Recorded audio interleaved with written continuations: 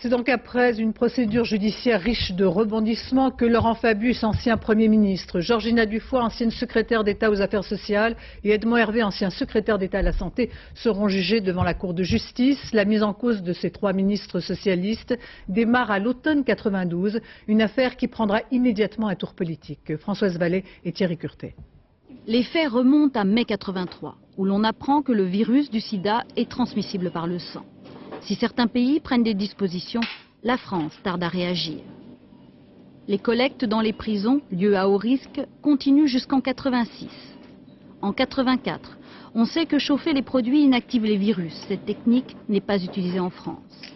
Avril 85, un test de dépistage des donneurs existe.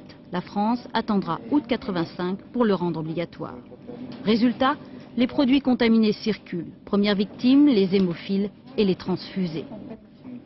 En 88, arrivent les premières plaintes contre le Centre national de transfusion sanguine, seul fournisseur des produits. En 92, Michel Garetta, directeur du CNTS, est condamné à 4 ans de prison. Les familles des victimes sont révoltées. 4 ans de prison, 8000 personnes qui vont mourir, je trouve ça particulièrement scandaleux. C'est une insulte aux malades qu'on a fait là. 4 ans seulement pour monsieur Garetta.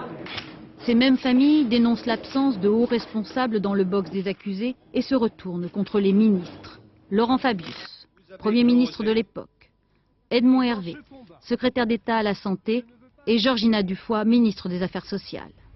En 1994, ces 3 ministres sont poursuivis pour complicité d'empoisonnement, un crime passible de la réclusion à perpétuité. Parallèlement se poursuit une instruction visant les médecins et les membres des cabinets ministériels. À ce jour, 31 personnes ont été mises.